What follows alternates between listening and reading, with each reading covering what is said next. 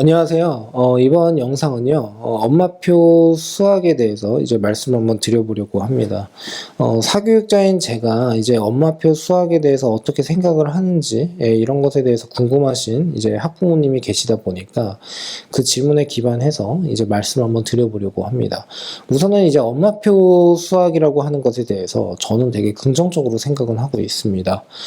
다만 이제 단점이다라고 하는 것을 한번 보면은, 그러니까 꾸준하고, 동일한 시간대에 루틴을 만들어내기가 쉽진 않다라는 거죠. 왜 그러냐면 이제 엄마, 아빠, 마찬가지로 아빠표 수학이든 엄마표 수학이든 간에, 동일한 시간에 규칙적으로 학습을 시키는 것은 아니기 때문에, 그리고 또는 그게 또 어려울 수가 있기 때문에, 이제 결국에는 이제, 이게 꾸준하게 관리가 안 된다? 예, 그런 측면에서는 제가 봤을 때는 좀 단점이다라는 생각을 하고는 있어요. 그래서 제가 뭐 이렇게 말씀드리면 뭐 논란의 여지가 있을 수도 있지만, 제가 학부모님한테 말씀드리는 내용 중에 하나가, 집에서 만약 관리가 잘 안 되고 꾸준하게 학습을 시키는 게 좀 자신이 없거나, 또는 이제 뭐 엄마는 엄마대로 아빠는 아빠대로 뭔가 이제 본인만의 이제 생활을 또 하고 싶을 수도 있는 거고, 그리고 이제 전업주부인 경우에도 이제 집안 가사 일을 또 해야 되는 상황이 또 있다 보니까, 이제 아이의 학습 자체가 항상 최우선으로 갈 수는 없다라는 거가 되겠죠. 그러니까 어떤 상황이든 간에, 그게 맞벌이든 전업주부든 간에, 어떤 상황이든 간에 아이의 학습을 꾸준하게, 그리고 루틴을 만들어내기가 쉽지가 않다라고 한다면, 그냥 크게 부담되지 않는 그런 학원에 그냥 보내서, 그 학원에서 이제 일정 시간 동안 공부를 할 수 있게끔 해달라. 예, 이렇게 말씀을 드리고는 있습니다. 그런데 만일에 그런 것도 잘 잡아줄 수 있다라고 한다면, 저는 되게 나쁘다고는 전혀 생각을 하지 않고 있어요.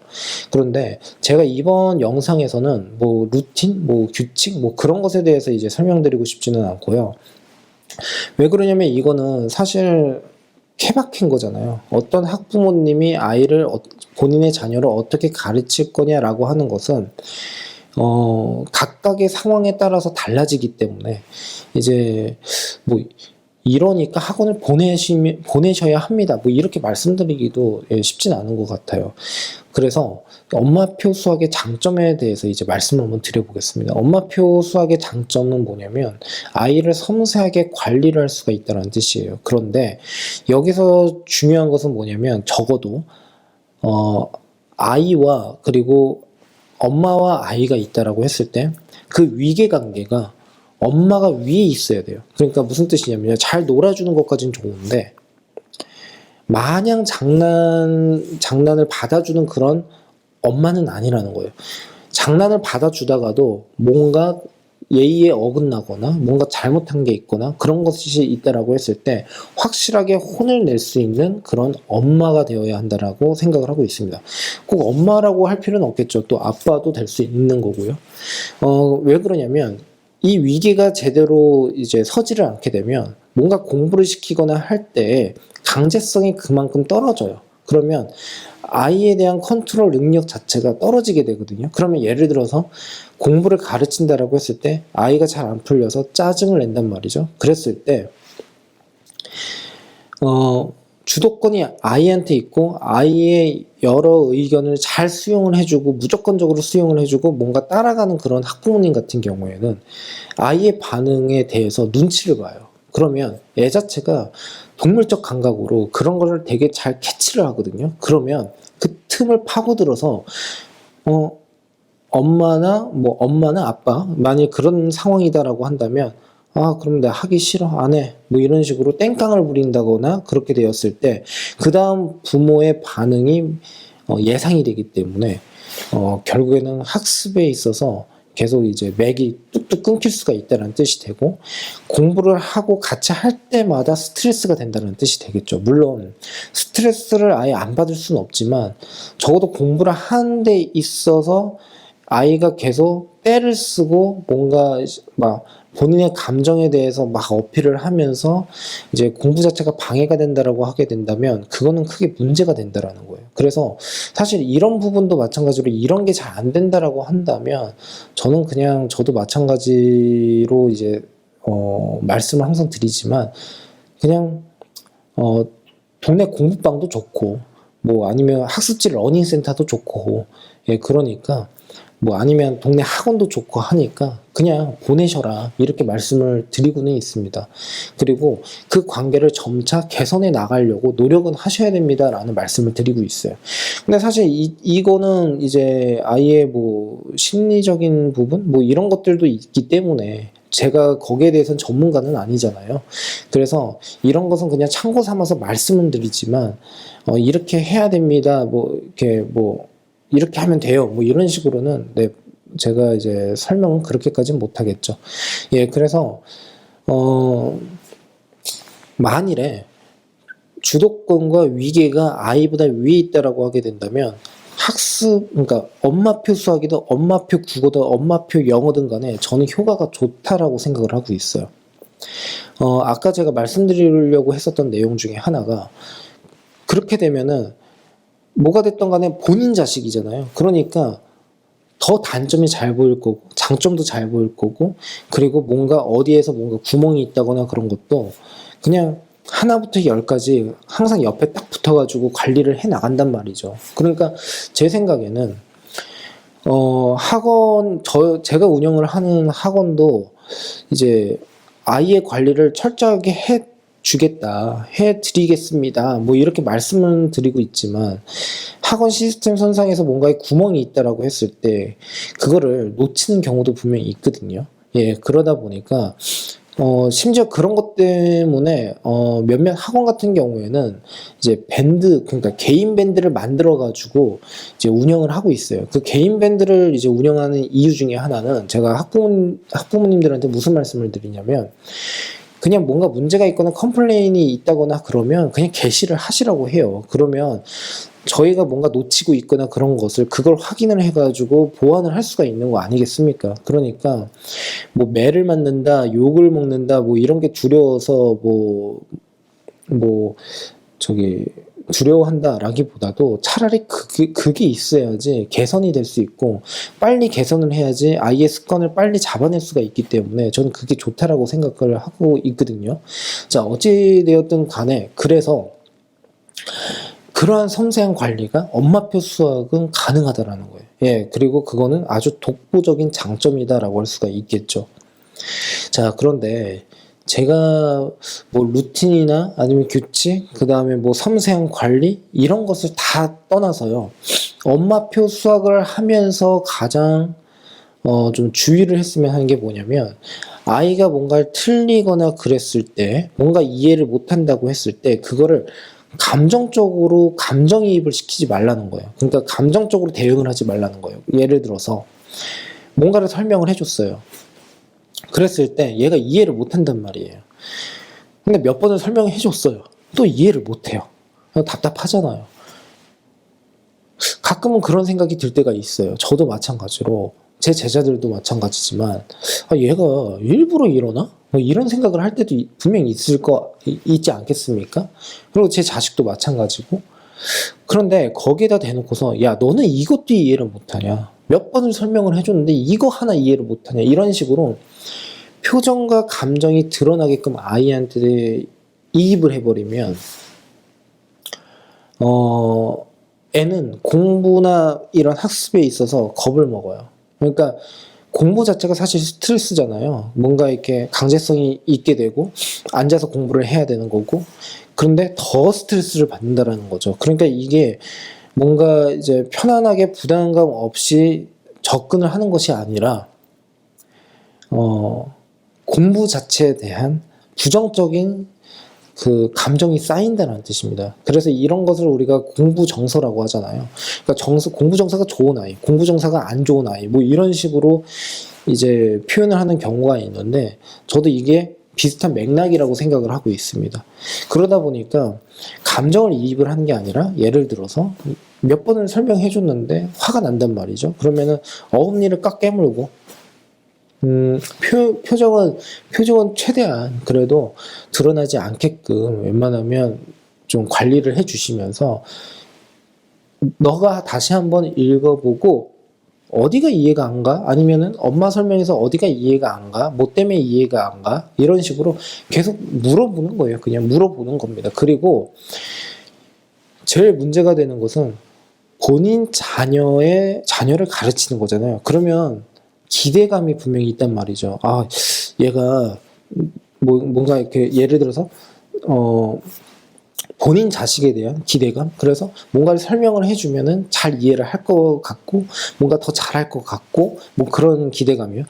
저는 여기에서 말씀드리고 싶은 게 그 기대감을 우선은 낮추셨으면 좋겠어요. 그러니까 그 이유는 뭐냐면, 아이한테 기대를 한다라는 것은 그에 상응하는 상응하는 반응을 기대한다는 뜻이에요. 예, 그 정도의 반응이 나와야 된다는 뜻이죠. 그러니까 아이가 공부를 잘했으면 좋겠고 잘할 거다라고 생각을 해버리면 뭔가를 설명해 줬을 때 당연히 이해를 잘해야 된다는 뜻이 되겠죠. 근데 그 기대감이 높으면 높을수록 그러한 반응을 더 요구를 하기 때문에 결국에는 아이를 위한 학습이라기보다도 부모한테 맞는 그런 반응이 나왔으면 하는 그런 기대감을 확인하는 그런 학습이다. 예, 말은 길게 했으나, 표현을 하자면 그렇습니다. 그래서, 뭔가 예를 들어서, 이런 경우가 있어요. 초등학교 2학년인 거예요. 2학년인데, 사칙연산이 제대로 안 되는 거예요. 그러니까 엄마가 옆에서 이렇게 보고 너무 답답한 거예요. 그러니까 애한테 계속 막 혼을 내면서 이것도 아직까지도 못하냐 막 이런 식으로 말씀을 막 하셨다고 해요. 그리고 이제 심할 때는 또 욕도 하셨다고 합니다. 그런데 이제 제 생각은 뭐냐면 그렇게 돼버리면 애 자체가 당연히 문제를 풀면서 틀리면 안 되기는 하겠지만 항상 긴장하고 뭔가 매사에 뭔가 눈치를 보면서 공부를 하게 된다는 거죠. 그러니까 온전하게 그 학습에 집중을 하기가 너무 어려워져요. 그래서 여기에 대해서는 사실 여러 가지 사례와 할 말이 정말 많지만 이제 정말 드려야 하는 말씀을 한번 해보자면 이렇다는 뜻입니다. 그러므로 이 핵심은 뭐냐면요. 감정을 아이한테 쏟지 말라는 거예요. 그러니까 이런 거 있잖아요. 사회생활에서도 그런 말 있지 않습니까? 감정 쓰레기통? 그러니까 상담원이나 이런 사람들한테 막 큰 소리 치면서 욕도 하고, 그 다음에 언어폭력을 하시는 분들. 그래서 이제 감정 쓰레기통. 그러니까 아이를 그렇게 만들면 안 된다라는 거예요. 예.